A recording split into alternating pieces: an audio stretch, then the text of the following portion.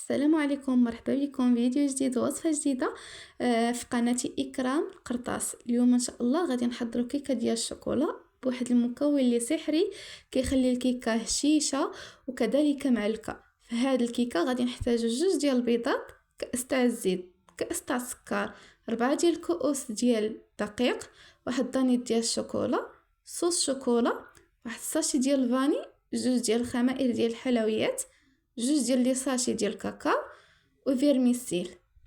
في واحد الاناء غادي نوضع 2 البيضات وغادي نزيد عليهم كأس تاع السكر.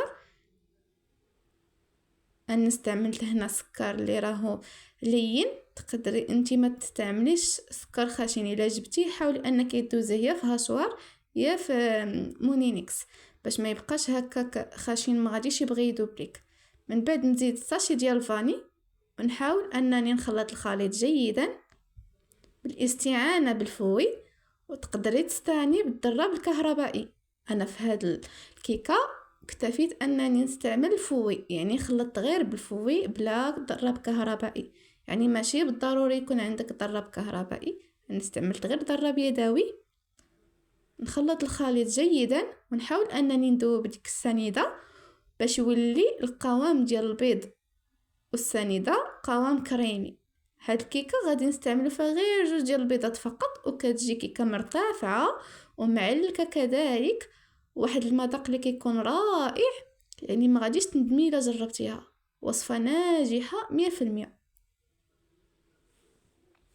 من بعد ما خلط البيض السنيده مزيان غادي نزيد عليهم كأس ديال الزيت. كيف كتشوفوا معايا القوام ولا كريمي. من بعد غادي نزيد كأس تاع الزيت دفعه واحده، ونحاول كذلك نخلط الخليط ديالي جيدا. في هذه المرحله ضروري تخلطوا الخليط مزيان باش تاكدوا انها دابت السنيده، وكذلك تضرب البيض والزيت دخل في المكونات، يعني تجانسوا المكونات ديالي مزيان. من بعد غادي نزيد كأس ديال الماء من الصنبور. هاد الكيكه ما فيهاش لا حليب وما فيهاش لا عصير لا والو، يعني كيكه غير بالماء. يعني كي تكون واحد الكيكه اللي رائعه وناجحه 100%. يعني ماشي تشوفي انها راه فيها غير الماء وتقولي ما تجي تجي بنينه. واحد الكيكه اللي رائعه وبنينه وكذلك معلكه في نفس الوقت، وكتجي كيكه عاليه. زدت كأس تاع الماء من الصنبور ونحاول انني نضيف 3 الكيسان ديال الدقيق دفعه واحده، والكأس الرابع غادي نخليوه حتى نزيدوه على شكل دفعات. نخلط الدقيق ديالي، انا هنا استعملت دقيق خاص بالحلويات. انت تقدري تستعملي دقيق الفورس، تقدري تستعملي دقيق خاص بالحلويات على حسب انت واش متوفر عندك ولا لا. يعني ماشي ضروري يكون عندك الدقيق ديال الحلويات عاد ديري هاد الكيكه. انايا بعض المرات كنستعمل غير دقيق الفورس وكتجي كيكه ناجحه 100%. نحاول انني نخلط الدقيق ديالي مزيان ونخلط الخليط ديالي جيدا. كيف كتشوفوا في هذه المرحله غادي يبان لكم بانه القوام ثقيل، يعني غادي يولي القوام ديال هذا الكيك كيف حال القوام ديال البانكيك او لا الكاب كيك، حيت البانكيك والكاب كيك هما اللي كيكون القوام ديالهم ثقيل. نحاول انني نخلط الخليط ديالي مزيان. كيف قلت لكم راه كيبان لكم بانه ثقيل، ولكن ان فوا غادي نزيدو داك المكون السحري غادي تبان لك الكيكه، يعني غيبان لك القوام ديال الكيك يعني ما بقاش ثقيل كيف الاول. نخلط مزيان الخليط ومن بعد نزيد واحد الساشي ديال الكاكاو. الساشي الثانيه غادي نزيدوها المره الثانيه، يعني هاد الساشي غنديروها في الدفعه الاولى. نحاول انني نخلط كذلك الخليط مزيان. كيف قلت لكم بانها كتبان كيكه ثقيله، يعني القوام ديال هذا الكيك كيبان انه قوام ثقيل كيف كتشوفوا معايا. كيكه ناجحه 100% ومقادير بسيطه، ما فيهاش قوه المقادير، ولكن راه كيكون واحد الطعم ديال هاد الكيكه طعم رائع. كيكه معلكه وناجحه. غادي نزيد انا 2 المعالق ديال صوص الشوكولا. انا هاد صوص الشوكولا ولات عندي قاصحه، يعني تجمعات. من بعد غادي نزيد هاد الكأس ديال الماء الطيب. هذا هو المكون السحري اللي كيخلي الكيكه معلكه وناجحه. انا نحاول انني نخلط مزيان مزيان. شفتوا بانني راه الشكلاط عندي كان مجموع، يعني كان قاصح حيت كنت ديجا ذوبته وصافي، يعني تجمع. من بعد غادي نحاول انني نحرك هاد الخليط ديالي مزيان مزيان. كيف قلت لكم في هاد الكيكه غادي نحتاج 2 ديال الكيسان ديال الماء طيب، يعني 2 الكيسان ديال الماء مغلي. هاد الكيكه كتكون بنينه ناجحه 100%. الا جربتوها ما غاديش تندموا. ومن بعد غادي نزيد ساشي ديال الكاكاو الثانيه. نحاول كذلك نحرك مزيان.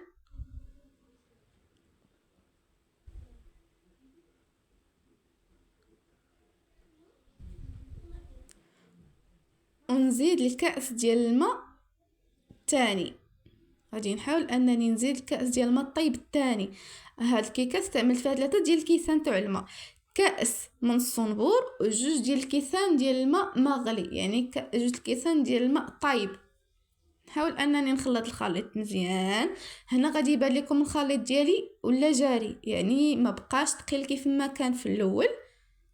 في هذه المرحله غادي نزيد الكأس الرابع ديالي ديال الدقيق، ولكن ما غاديش نزيدو دفعه واحده، غادي نزيدو على شكل دفعات،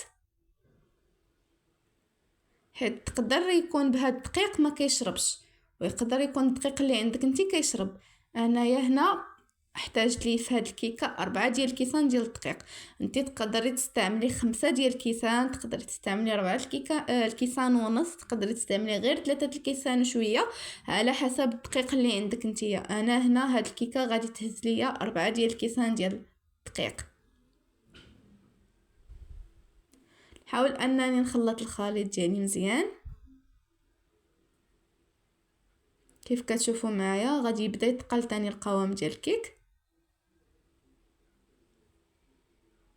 ونصيحه نعطيها لكم باش تجي الكيكه ناجحه، حاولوا انكم تخليو القوام شويه ثقيل، يعني ما تكونش جاريه، حيت الا كانت جاريه الكيكه انفو غتدخليها الفران غادي تبان لك بانها طلعت، ولكن غير طفي الفران غادي تهبط الكيكه. يعني ما كتهبط لا على خميره لا على والو، كتهبط الا كان دقيق قليل في الكيكه. حاول انني كيف قلت لكم نزيد الكأس الرابع على شكل دفعات ونخلط الخليط ديالي مزيان. انا ما قطعتش معاكم، يعني ما قطعتش الفيديو باش تشوفوا، يعني تشوفوا المراحل كاملين.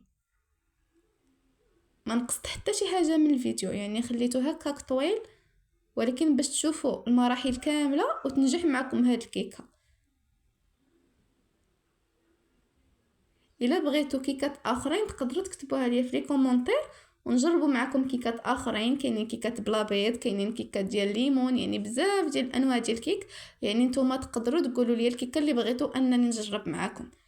من بعد غادي نزيد داكشي اللي بقى ليا في الكأس الرابع، يعني داك شويه اللي كان بقى غادي نزيدو. يعني هاد الكيكه كيف قلت لكم هزات ليا 4 الكيسان ديال الدقيق. شفتوا القوام، يعني ما ثقيل ما خفيف، ما بين وبين.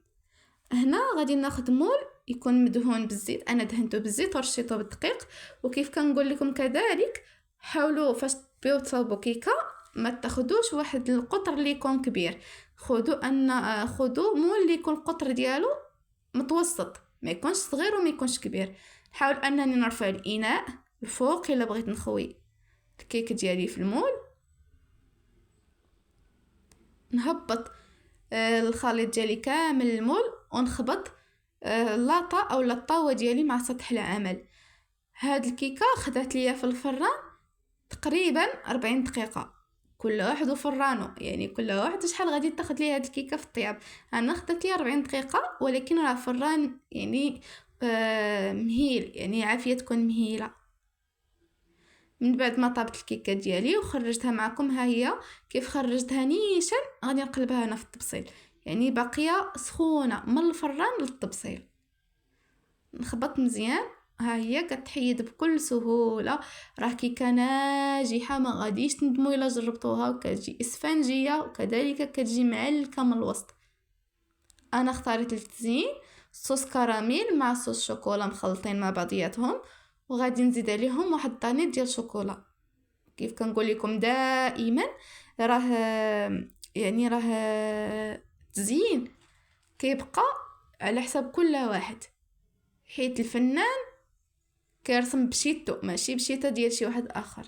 يعني كل واحد وكيفاش كيبغي يزين. انا هنا اختاريت تزيين كراميل وشوكولا، يعني بواحد المذاق يكون رائع. انتي تقدري تستعملي غير الشوكولا، تقدري تستعملي غير الكراميل، تقدري تستعملي غير الكونفيتور مع الكوك، يعني على حسب انتي اشنو بغيتي. كيف كتشوفوا معايا راه كيكه ناجحه وكتجي مشققه من الفوق، راها كيكه معلكه. وغادي نقطعها معكم وهي سخونه، يعني راها سخونه، راني جبدتها وقلبتها معاكم، وكذلك زينتها وهي بقى سخونه. يعني راها ما ان فوا خرجتها قلبتها، ما تسنيتاش انها تبرد، باش تعرفوا بانها راها كيكه ناجحه. انا ما كنشكرهاش لكم غير هكاك، كنشكر لكم هاد الكيكه حيت كتجي كيكه ناجحه، كتجي كيكه ناجحه. وحتى اللي عمرها صوبت كيكه، يعني المبتدئات اللي عمرهم صوبوا كيكه، راه غادي تنجح معكم هاد الكيكه. غير جربوها ودعيوا ليا.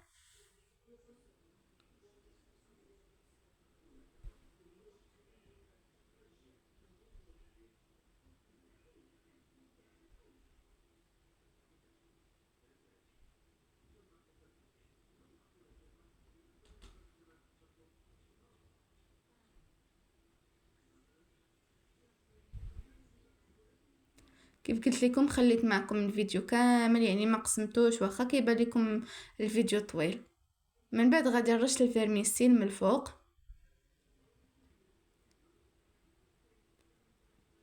رشيتو والكيكه باقا سخونه، داكشي علاش داب، راهو داب. يعني راه انا ما تسنيتهاش حتى تبرد عاد نزينها، زينتها وهي باقا سخونه.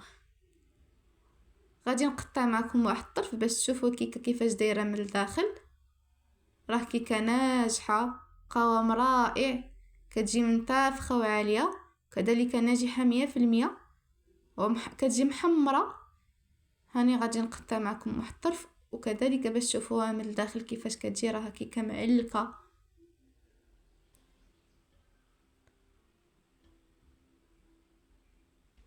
شتو راه باقا سخونه، راه باقا سخونه. يعني انا راه كيف قلت لكم ان فوا خرجتها من الفران قلبتها معكم، راه كيخرج منها الدخان كيف كتشوفوا.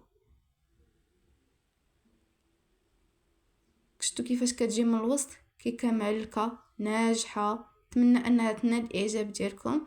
وصلنا للاخر ديال الفيديو، ما تنسوش الاشتراك في القناه وتفعيل الجرس باش يوصلكم كل جديد، ونتلاقاو في فيديو جديد.